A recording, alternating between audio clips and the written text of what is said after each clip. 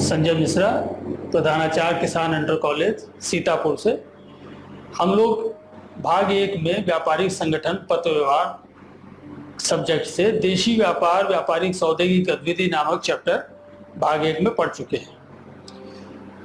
इसके पहले कि आज की चर्चा स्टार्ट करें, अगले पॉइंट्स में जाएं, अच्छा ये होगा कि पिछले पॉइंट्स का जो जिक्र हम लोगों ने पहले किया था, जो समझा था, उसको दोबारा से एक बार संक्षेप में रिवाइज कर लेते हैं। जिसमें नंबर 1 जो गतिविधि स्टार्ट होती है क्रेता और विक्रेता के बीच में, वो कहाँ से शुरू होती है।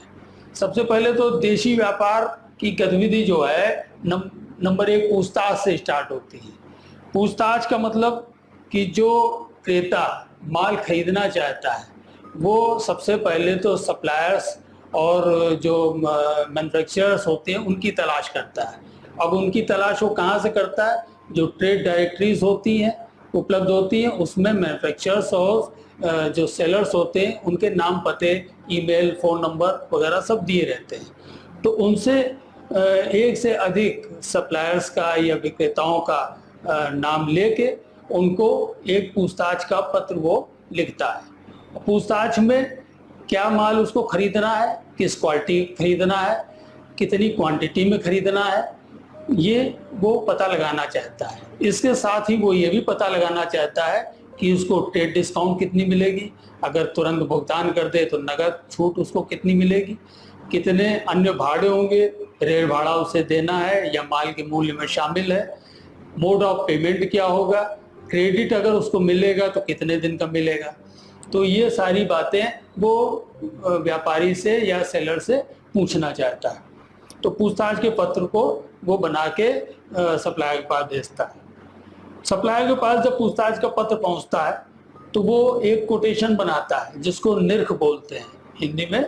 तो कोटेशन का मतलब ये होता है कि जो जो जानकारी उसने चाहिए क्रेता ने, उसकी जानकारी इसमें भर के वो एक प्रिंटेड प्रोफार्मा भी हो सकता है, वरना अलग से भी वो मैनुअल बना के भेज सकता है। साधारणतया जो अच्छे सप्लायर होते हैं, मैन्युफैक्चरर्स होते हैं, उनके पास वस्तुओं की लिस्ट होती है जिसमें सारे रेट्स लिखे रहते हैं, या एक कैटलॉग भी हो सकता है जिसमें वस्तुओं के पिक्चर्स हो सकती है, उसका स्पेसिफिकेशन, डिज़ाइन के बारे में भी जिक्र हो सकता है, उसका भी उपयोग इसमें किया जा सकता है। साथ में सैंपल्स भेजे जा सकते हैं, डिज़ाइंस भेजे जा सकते हैं। उसके अलावा जो व्यापारिक कंडीशन वो क्रेता को देना चाहता है, उनका जिक्र वो अलग से एक लेटर में लिख के ये कैटलॉग और जो प्राइस लिस्ट है इनके साथ वो भेज सकता है। अब नंबर 3 का जो स्टेप है कि निर्ख जब कोटेशन क्रेता के पास पहुंचते हैं, तो चूंकि उसने कई क्रेताओं से संपर्क किया था, सबको पूछताछ के लिए पत्र लिखा था, तो सारे सप्लायर से जो भी निर्ख आते हैं, कोटेशन आते हैं, उनकी वो कंपैरेटिव स्टडी करता है, मतलब उसका तुलनात्मक अध्ययन करता है। तुलनात्मक अध्ययन करने से उसे ये पता लग जाता है कि किसके रेट सबसे ज़्यादा अच्छे हैं या किसकी व्यापारिक शर्तें सबसे ज़्यादा उसके अनुकूल हैं। जैसे रिलैक्स होके वो पेमेंट कर सकता है कि नहीं, कोई क्रेडिट मिल सकता है नहीं, डिस्काउंट कौन कितनी दे रहा है, किस क्वालिटी के माल का क्या रेट है, ये सारी चीज़ें का वो एक कंपैरेटिव स्टडी कोटेशन मिलने के बाद करता है। और जब ये स्टडीज उसको पता लग जाता है कि कौन से सप्लायर का माल लेना उसके लिए बेनिफिशियल रहेगा, लाभदायी रहेगा, उस सप्लायर का वो उससे चुनाव करता है। जब सप्लायर का चुनाव वो कर लेता है तो एक आदेश पत्र वो उसको भेजता है। आदेश पत्र में ज़्यादातर जितने भी फर्म्स होती हैं, अच्छी फर्म्स होती है, एक प्रोफार्मा तय होता है, प्रिंटेड होता है, उसी में भर के वो आदेश पत्र देता है, जिसमें माल की क्वांटिटी क्या होगी, क्वालिटी क्या होगी, माल का सारा विवरण और जो भी वो शर्तें चाहता है या कुछ कंडीशन लगाना चाहता है माल भेजने के संबंध में, पैकिंग के संबंध में, उस आदेश पत्र में उसका जिक्र वो विक्रेता से कर देता है। साथ ही जो विक्रेता ने शर्तें लगाई थी उसका भी पुनः एक बार उसमें जिक्र कर देता है, जिससे कि कोई मिसकम्युनिकेशन हो या कोई गलतफहमी की आशंका न रहे। इस तरह से एक आदेश पत्र तैयार करके वो अपने सप्लायर को भेज देता है। अब सप्लायर के पास वो आदेश पत्र पहुंचता है, वो देख लेता है कि जो जो माल उसने मांगा है उसके पास उपलब्ध है कि नहीं है, सारी कंडीशन क्रेता को एक्सेप्ट हैं कि नहीं है, कोई नई कंडीशन तो वो नहीं उसमें स्वीकृत कराना चाहता है। अगर सब कुछ ठीक रहता है तो उस आदेश को वो स्वीकृत कर लेता है। आदेश की स्वीकृत की सूचना वो क्रेता को भेज देता है, जिससे कि वो आश्वस्त हो जाए कि मेरा माल समय से प्राप्त हो जाएगा। आदेश की स्वीकृत की सूचना प्राप्त करने के बाद आर्थिक स्थिति के बारे में विक्रेता या सप्लायर जानना चाहता है। आर्थिक स्थिति की सूचना इसलिए वो चाहता है क्योंकि कोई अगर नया क्रेता है जिसके बारे में विक्रेता या सप्लायर अनजान है, तो वो बिना जानकारी किए, उसकी आर्थिक स्थिति की जानकारी किए, उसके पेमेंट्स के रिकॉर्ड्स के बारे में जाने बिना वो ऐसे माल नहीं देता। तो उसके लिए वो आश्वस्त होना चाहता है कि अच्छा व्यापारी हो जिससे उसको माल बेचने में पैसा डूबने का खतरा ना हो। आर्थिक स्थिति की पूछताछ करने के लिए वो उससे कुछ रेफरेंस मांगता है। रेफरेंस का मतलब होता है क्रेता के जानने वाले कोई प्रतिष्ठित व्यक्ति हो या व्यापारी हो जो उसके साथ काम कर चुके हों, जो क्रेता के बारे में विक्रेता को सूचना दे सकें। ये 2-3 रेफरेंस वो विक्रेता को देता है। अब आर्थिक स्थिति की पूछताछ रेफरेंस के अलावा बैंक से भी की जा सकती है। क्रेता बैंक का भी एड्रेस दे सकता है, बैंक खाता संख्या दे सकता है, तो भी क्रेता के बारे में बैंक से भी पूछताछ कर सकता है। बैंक ग्राहक के बारे में अच्छी तरह जानता है कि उसकी आर्थिक स्थिति कैसी है, उसका पेमेंट का रिकॉर्ड कैसा है, उसके हिसाब से वो गोपनीय सूचना विक्रेता को दे सकता है, जिससे विक्रेता आश्वस्त हो सके। इसके अलावा मर्केंटाइल ब्यूरो होते हैं जिसमें सारे व्यापारी सदस्य होते हैं। उनके पास भी व्यापारियों का एक डेटा बैंक होता है कि उनकी आर्थिक स्थिति के बारे में, उनके व्यवहार ट्रांजैक्शन कैसे रहते हैं, पेमेंट्स कैसे रहते हैं, उनकी छवि गुडविल कैसी है मार्केट में। तो वो भी सप्लायर को ये सूचना दे सकते हैं, जिससे कि उसको निर्णय करने में मदद मिलती है। अब माल का संग्रह करता है। आर्थिक स्थिति के बारे में जब आश्वस्त होता है तो वो माल का संग्रह करता है और निर्देशानुसार पैकिंग करने की व्यवस्था करता है। मालगाड़ी द्वारा जा रहा है, सवारी गाड़ी द्वारा जा रहा है, उसके हिसाब से वो मजबूत पैकिंग करता है और माल को भेजने की व्यवस्था करता है। माल स्टेशन पहुंचता है, उसके बाद उसका किराया चुकाया जाता है, रेलवे बिल्टी तैयार की जाती है और वो बीजक क्रेता के पास भेज दी जाती है। अब बीजक बनाया जाता है। बीजक का मतलब हुआ कि जितना माल भेजा गया है उसकी क्वांटिटी, उसके रेट, उसमें डिस्काउंट कितनी दी गई, कितना खर्चा किया गया और टोटल अमाउंट कितनी बनी, इसके बारे में क्रेता को पता चल जाए। इसकी वजह ये बीजक में इन सब चीज़ों का जिक्र होता है। तो बीजक जब क्रेता को मिल जाता है तो उसको पता लग जाता है कि जो माल आने वाला है उसमें उसको कितना भुगतान करना है। माल भेजने की सूचना बीजक बनने के बाद विक्रेता क्रेता को भेज देता है, जिससे कि वो आश्वस्त हो जाता है कि माल हमारा स्टेशन से निकल चुका है, विक्रेता के स्टेशन से निकल चुका है और ट्रांसपोर्टर के माध्यम से शीघ्र ही हम तक पहुंच जाएगा। तो इस बारे में वो आश्वस्त हो जाता है कि समय से माल की प्राप्ति होने वाली है। अब जब रेलवे बिल्टी मिल जाती है या जो भी ट्रांसपोर्टिंग एजेंसी है उसकी रिसीट हमको मिल जाती है, तो माल की सुपुर्दगी लेने वो ट्रांसपोर्टर के पास पहुंचता है और उसके माल वो रिसीट दिखा के वो माल को छुड़वाता है। माल को छुड़वाते समय ये देखना आवश्यक है कि माल कहीं टूट फूट तो नहीं है, पैकिंग पूरी है, मतलब नंबर ऑफ जो कार्टून्स थे वो कंप्लीट हैं कि नहीं है, माल मेरा ही नहीं है, मेरा ही है कि नहीं, ये भी आश्वस्त होना जरूरी है। माल की सुपुर्दगी लेने के बाद यदि कोई डैमेज होता है तो कर्मचारी से एक लिखित प्रमाण पत्र ले लेता है कि ये कार्टून डैमेज पाए गए या इससे माल चोरी हो गया या माल नष्ट हो गया, जिससे कि भविष्य में अगर कोई हर्जाना वसूल करना चाहता है तो वो उसे प्रमाण पत्र के तौर पे प्रस्तुत कर सकता है। शिकायतें, अब आज के जो पॉइंट हैं वो शिकायतें तथा समायोजन है। ये जो पिछले पॉइंट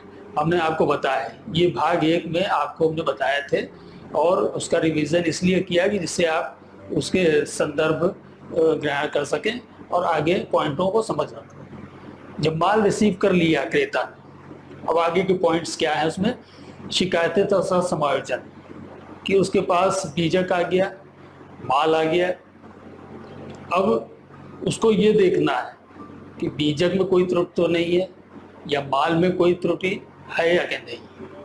जैसे बीजक में क्या त्रुटियां हो सकती हैं, जैसे माल का मूल्य अधिक लग गया, जब इंक्वायरी की थी तो उसने माल का मूल्य कुछ और बताया था, बढ़ के लग गया बीजक में, या जो शर्तें बताई थी, डिस्काउंट बताया था वो कम लगा दिया गया, या भाड़ा पेड माल आना था और भाड़ा अलग से जोड़ दिया गया। इस तरह की शिकायतें बीजक में हो सकती है। माल का मूल्य जो पहले से विक्रेता ने बताया था वो ज़्यादा लग के आ गया, माल जो हमने मंगाया था वो नहीं आया, उसमें जुड़ा नहीं है, या जो माल बीजक में दिखाया गया है लेकिन हमको उसकी सुपुर्दगी प्राप्त नहीं हुई। इस तरह की शिकायतें वो बाद में कर सकता है। तो इनका शिकायतें जब सामने आती है तो उनका उल्लेख एक लेटर के माध्यम से या ईमेल के माध्यम से विक्रेता या सप्लायर को वो भेजता है, जिसका समायोजन किया जाता है। अब समायोजन कैसे किया जाता है, जैसे बीजक में अधिक मूल्य लगा दिया गया या ट्रेड डिस्काउंट नहीं दी गई, तो एक क्रेडिट नोट विक्रेता क्रेता को भेज देता है कि आपके बीजक में या बिल में इतना पैसा हमने कम कर दिया, मतलब आपका अकाउंट इतने रकम से क्रेडिट कर दिया गया है। पहले जब माल भेजा गया तो उसका खाता डेबिट किया गया था, अब जब उसकी अमाउंट कम हो गई बीजक की तो डिफरेंस अमाउंट से उसको क्रेडिट नोट भेज दिया जाता है। या इसका उल्टा भी हो सकता है कि माल तो हमारे पास आ गया, बीजक में मूल्य उसका नहीं लगाया गया, वो आइटम छूट गया, तो उसका समायोजन डेबिट नोट के माध्यम से होता है कि विक्रेता एक डेबिट नोट क्रेता के पास भेजता है, तो क्रेता और विक्रेता दोनों अपने यहाँ उसका खातों में समायोजन कर लेते हैं। इसके बाद जो अगला पॉइंट है, शिकायतों समायोजन हो जाने के बाद खाता विवरण, ये स्टेटमेंट ऑफ अकाउंट इसको बोलते हैं। खाता विवरण एक्चुअली जो विक्रेता और क्रेता अपने अपने यहाँ दूसरी पार्टी का जो लेजर रखते हैं उसकी नकल होती है, जो रेगुलरली या मंथली, क्वार्टरली या हाफ ईयरली बेसिस पे एक दूसरे को भेजते रहते हैं। इसका फ़ायदा ये होता है कि अगर कोई मिसमैच है, अगर कोई अंतर है तो उसको दूर किया जा सके। कोई एंट्री उस विक्रेता के यहाँ छूट सकती है या कोई एंट्री क्रेता के यहाँ छूट सकती है, तो दोनों में अंतर रहेगा, तो समय रहते उस कमी को दूर किया जा सकता है। और दूर होने से क्या होगा, जब भुगतान का समय आएगा तो आसानी से भुगतान हो जाएगा, किसी तरह का विवाद उत्पन्न नहीं होगा। खाता विवरण भेजने का एक कारण ये भी होता है कि विक्रेता को चूंकि अमाउंट क्रेता से लेना रहता है, तो एक तगादे के रूप में भी ये काम करता है कि जब क्रेता के पास खाता विवरण पहुंचता है तो वो देखता है कि इतना अमाउंट पेएबल है, मतलब हमको भुगतान करना है, तो उसके ऊपर भी एक दबाव पड़ता है कि शीघ्र वो उसका भुगतान करे।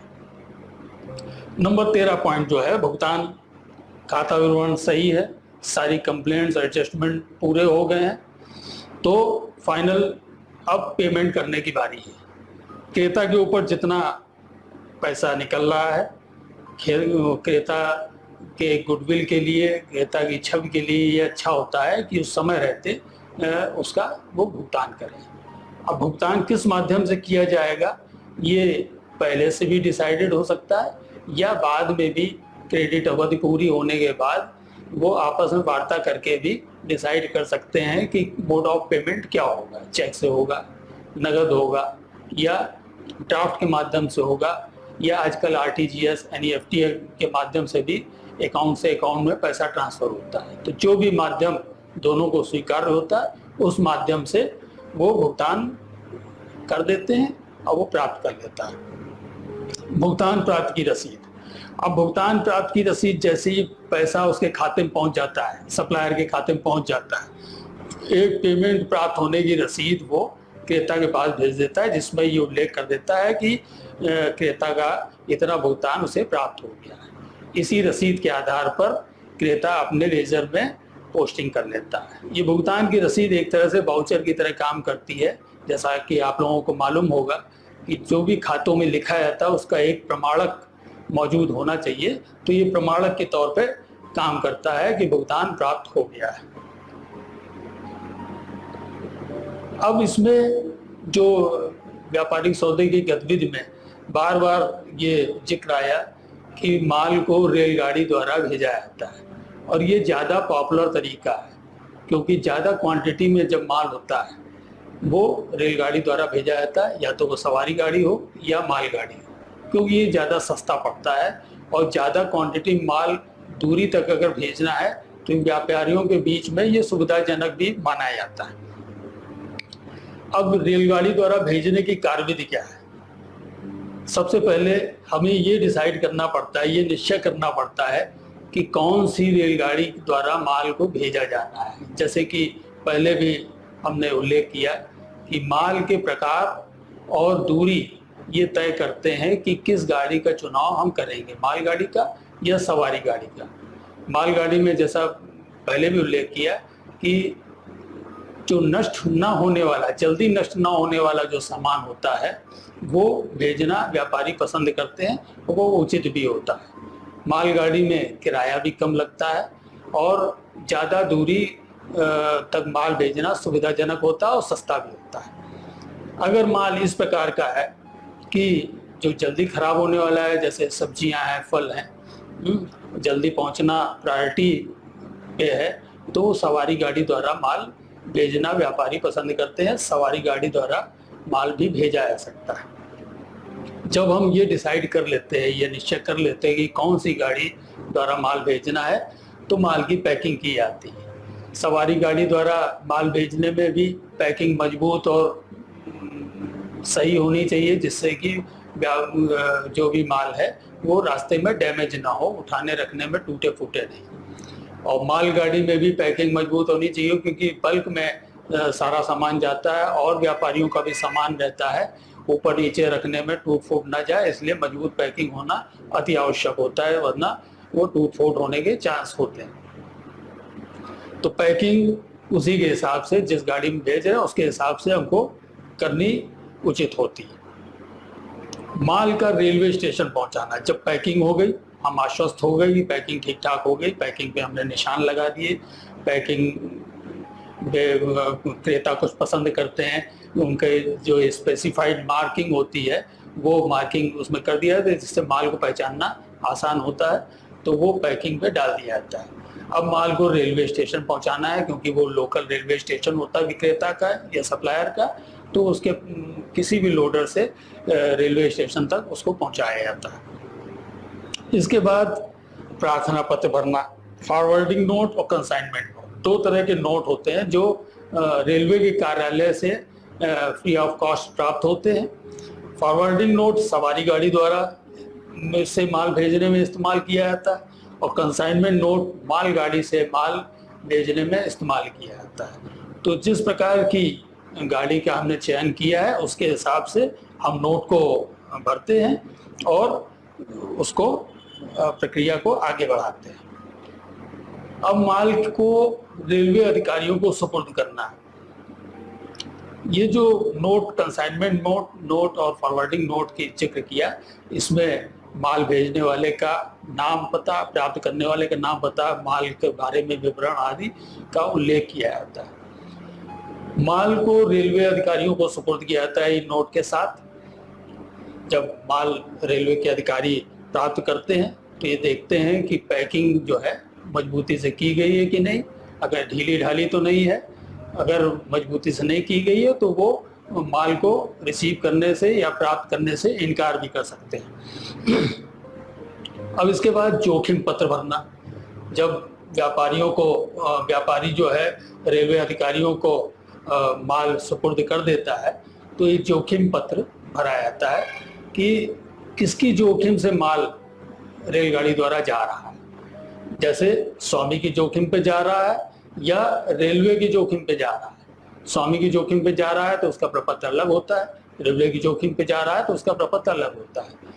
स्वामी की जोखिम पे जाएगा तो रास्ते की जो भी टूट फूट होगी उसका जो जोखिम होगा वो सप्लायर को वहन करना पड़ेगा।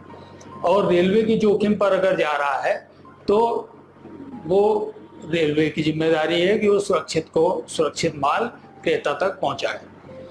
तो रेलवे के अगर जोखिम पर जाता है तो उसका किराया कुछ ज़्यादा लगता है बनस्पत के स्वामी की जोखिम वाले माल पे। तो रेलवे की जोखिम पर जब हम एक फॉर्म भरते हैं कि रेलवे की जोखिम पे माल जाएगा तो रेलवे के अधिकारी ज़्यादा सावधान होकर पैकिंग वगैरह की आश्वस्त हो जाते हैं, तभी उसको रिसीव करते हैं, ज़्यादा सावधानी से उसका निरीक्षण करते हैं और माल को प्राप्त करते हैं। अब रेलवे की रसीद या बिल्टी प्राप्त करना। रेलवे की रसीद, जब जो कर्मचारी होता है वहाँ पे, जो भी अधिकारी होता है, माल को रिसीव करता है, आश्वस्त हो लेता है कि माल सही तरीके से पैक किया गया है, तो उसको रेलवे की रसीद बना के वो दिया जाता है, जिसको हम रेलवे बिल्टी भी बोलते हैं। इसमें जैसा कि आप इसमें प्रोफार्मा एक देख रहे हैं कि जो भेजने वाला है उसका नाम और कौन सा स्टेशन है, कहाँ से कहाँ तक जा रहा है, प्राप्त करने वाले का नाम पता इसमें होता है, माल का डिस्क्रिप्शन होता है, डिस्क्रिप्शन ऑफ आर्टिकल्स वगैरह होते हैं कि कितने क्वांटिटी में है, कितने कार्टून्स हैं उसमें, कितने बंडल हैं, कंटेंट्स उसमें क्या है, क्या माल रखा हुआ, किस तरह का सामान है, ये इसमें विवरण होता है। वेट और मेजरमेंट होता है कि ज़्यादा कितना वेट है कुंतल में या मीट्रिक टन में, जो भी है वो रखा जाता है। या कुछ तरह के सामान कुछ ऐसे भी होते हैं जिनका मेजरमेंट से भाड़ा लगाया जाता है। जैसे कुछ सामान ऐसे थे जो आकार में ज़्यादा बड़े होते हैं लेकिन वजन में कम होते हैं, तो उसका क्यूबिक फीट के हिसाब से मेजरमेंट किया जाता है और भाड़ा रेलवे का उसी हिसाब से कैलकुलेट किया जाता है। तो अलग अलग माल के मेजरमेंट या वेट के हिसाब से उसका भाड़ा लगाया जाता है। रेट ऑफ चार्जेस वगैरह हो गया। इस तरह से ये रेलवे रिसीट पूरी की जाती है, बनाई जाती है और क्रेता के पास भेज दी जाती है। रेलवे बिल्टी को क्रेता के पास भेजने के जो तरीके हैं उसमें रजिस्टर्ड डाक है, बीपीपी है और बैंक है। रजिस्टर्ड डाक द्वारा तब भेजी जाती है बिल्टी जब तुरंत भुगतान प्राप्त ना करना हो, कि हमने बिल्टी बनवाई और उसको क्रेता के पास रजिस्टर्ड डाक से भेज दिया, जिससे कि माल पहुंचने के पूर्व शीघ्रता से उसके पास बिल्टी पहले पहुंच जाए। नंबर 2 और 3 जो तरीका है, वीपीपी और बैंक। वीपीपी मतलब वैल्यू पेएबल पोस्ट। अगर नगद प्राप्त करना होता है विक्रेता को माल का मूल्य, तो वीपीपी या बैंक के माध्यम से वो रेलवे बिल्टी को भेजता है। कि जब बिल्टी क्या है कि माल प्राप्त की रसीद है, कि जिसके माध्यम से वो रेलवे से माल छुड़ाएगा क्रेता, तो वो छुड़ा तभी पाएगा जब उसके बाद रसीद होगी, और रसीद उसको तभी मिलेगी जब वीपीपी या बैंक से आई हुई बिल्टी के माल का जो मूल्य है उसका वो तुरंत भुगतान कर देगा। तो भुगतान जैसे ही करेगा उसको बिल्टी मिल जाएगी और बिल्टी के माध्यम से वो रेलवे से माल छुड़ा सकता है। अब इसमें एक क्वेश्चन और उठता है कि क्या रेलवे की बिल्टी का बेचान किया जा सकता है या नहीं। रेलवे की बिल्टी कभी कभी जो विक्रेता भेजता है या सप्लायर भेजता है सेल्फ के नाम से बनवा लेता है। अगर सेल्फ के नाम से बिल्टी उसने बनवाई है तो क्रेता तभी माल ले पाएगा जब उसका बेचान उसके पक्ष में किया गया हो, मतलब बिल्टी का बेचान क्रेता के पक्ष में किया गया हो। तो बेचान के बिना वो क्रेता माल नहीं छुपा सकता। दूसरा जो एक इसमें क्वेश्चन होता है और कई बार परीक्षा में शॉर्ट नोट्स में पूछा जाता है, संक्षिप्त टिप्पणियों में पूछा जाता है कि क्या ये विनिमय साध्य प्रलेख है अथवा नहीं। तो इसमें जो जिक्र करने वाली बात ये है कि जो बिल्टी होती है वो पूर्णतया विनिमय साध्य प्रलेख के अंतर्गत नहीं आती, क्योंकि उसकी पूरी कंडीशंस को पूरा नहीं करती है। विनिमय साध्य का मतलब ये हुआ कि जैसे चेक होता है, अगर मोहन का चेक राम पाया जाता है, इसको इस एग्जाम्पल से समझ सकते हैं, मोहन का कोई चेक राम पाया जाता है और राम वो सुरेश को बेचान कर देता है, तो राम ने तो गलत नियत से दिया, मतलब उसका टाइटल वैध नहीं है, लेकिन सुरेश ने सही नियत से प्राप्त किया, उसका टाइटल वैध है, तो सुरेश की गलती नहीं मानी जाएगी, उसका पेमेंट वो ले सकता है। ठीक, लेकिन बिल्टी में ऐसा नहीं है। अगर मोहन के नाम की बिल्टी रमेश पाया जाता है और वो सुरेश को बेचान कर देता है, तो रमेश का भी टाइटल गलत माना जाएगा और सुरेश का टाइटल भी गलत माना जाएगा, जिसकी वजह से माल भले ही वो ले ले, बाद में उससे वसूला जा सकता है, डैमेज लिया जा सकता है। एक चीज इसमें और होती है कि अगर बिल्टी मान लीजिए खो जाए तो क्रेता जो प्राप्त करता है वो माल को कैसे प्राप्त करेगा, तो उसके लिए एक स्टैम्प पेपर पे लिख के उसको एक डॉक्यूमेंट देना पड़ता है कि वही उसका स्वामी है, और यदि उसका टाइटल गलत पाया जाता है तो वो हर्जाना भरने को तैयार है। इस तरह से एक प्रलेख लिखवा के रेलवे अधिकारियों को दे देता है, तो उसको माल का डिलीवरी कर दी जाती है, और भविष्य में कभी ये गलत पाया जाता है तो उससे हर्जाना वसूला जा सकता है। तो